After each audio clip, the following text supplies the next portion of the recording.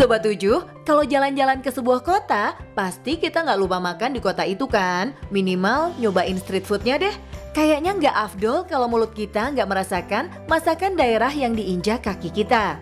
Nah, ada beberapa kota malah dikunjungi orang karena kulinernya yang sangat dinantikan.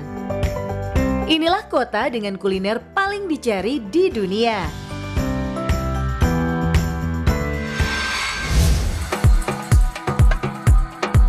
Kota yang pertama adalah Beirut, kota yang negaranya sering sekali dilanda perang. Ya, dari ratusan tahun yang lalu, kota ini silih berganti ingin dikuasai oleh berbagai bangsa. Gak hanya itu sob, banyak juga pengungsi dari negara tetangga yang suka lari ke sini untuk mencari perlindungan.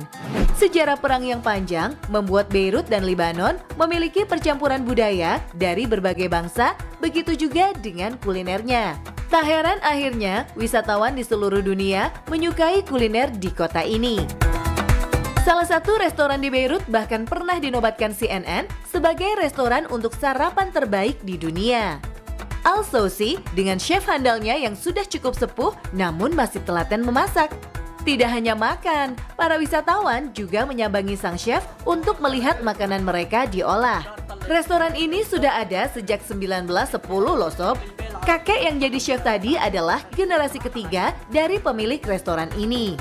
Jadi bisa dibilang legend juga nih kakek.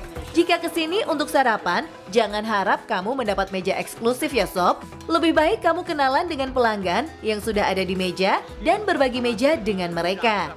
Berbagi meja juga ada untungnya loh. Kamu bisa dijelaskan bagaimana menyantap makanan Lebanon dengan cara yang menyenangkan. Kamu bisa makan masyaba, menti, bahkan ada testikel domba yang sangat lezat di sini. Bayangkan sob, makan jeroan di pagi hari. Tapi menu yang satu ini bahkan jadi favorit karena ternyata tidak terlalu berat untuk makan pagi dengan resep rahasia si kakek. Biar seru, makannya nggak usah pakai sendok, tapi sobek sedikit roti tipisnya dan sendok dengan roti itu.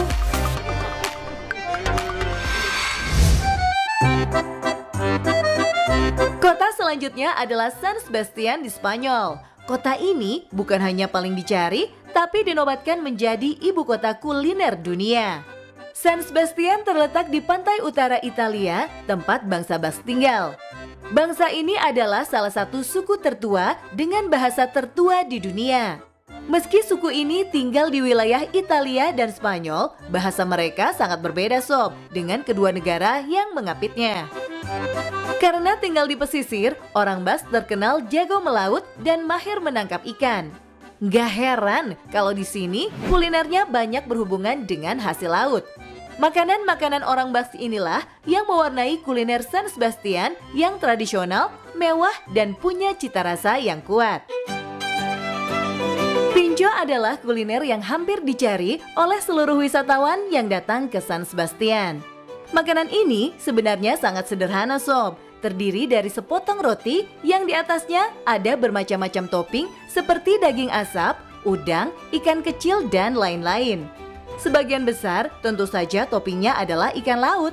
Meski setiap bar menyajikan banyak pincho di meja bar mereka, biasanya pengunjung tidak makan itu banyak-banyak sob.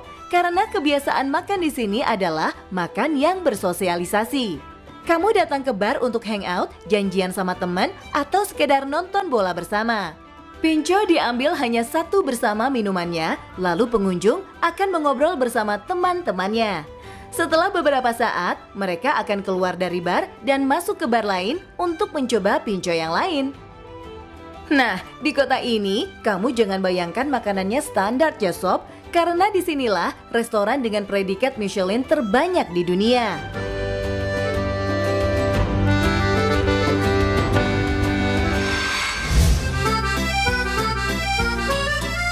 Paris adalah kota impian masyarakat di seluruh dunia. Tempat ini menjadi pusat segalanya, mode, seni, dan wisata.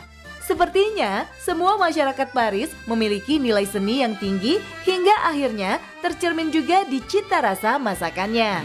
Kamu yang suka keju harus mencoba croque monsieur. Roti isi yang luarnya ditutupi keju melted. Untuk memperoleh croque monsieur yang enak dan pas, kejunya nggak boleh sembarangan sob. Di Paris, keju yang dipakai adalah Comté yang sudah disimpan antara 15 hingga 18 bulan. Gak boleh yang lebih cepat atau yang lebih lama, karena rasanya akan berubah. Lihat nih sob, kejunya menggoda ya. Nah, makanan yang paling dicari di Paris adalah escargot, kuliner seafood yang jadi makanan nasionalnya Perancis. Kalau ke Paris, kamu harus mampir ke L'Escargot de Montorgueil, restoran yang terkenal enak escargotnya. Lihat nih seafoodnya, besar-besar sob. Kalau di puncak atau di pegunungan Indonesia, ada makanan seafood tapi makannya pakai tangan. Di sini lebih mewah dikit ya sob, pakai garpu dan penjepit ini. Ada banyak lagi loh makanan yang bisa kamu cobain di Paris. Street foodnya juga beragam. Salah satu street food yang wajib kamu coba adalah crepes, karena disinilah kampung halamannya street food yang sudah mendunia ini.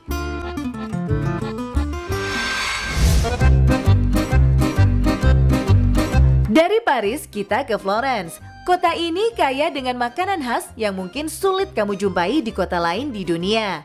Sulit karena bahannya hanya ada di sini atau cara membuatnya tidak semudah makanan-makanan lain.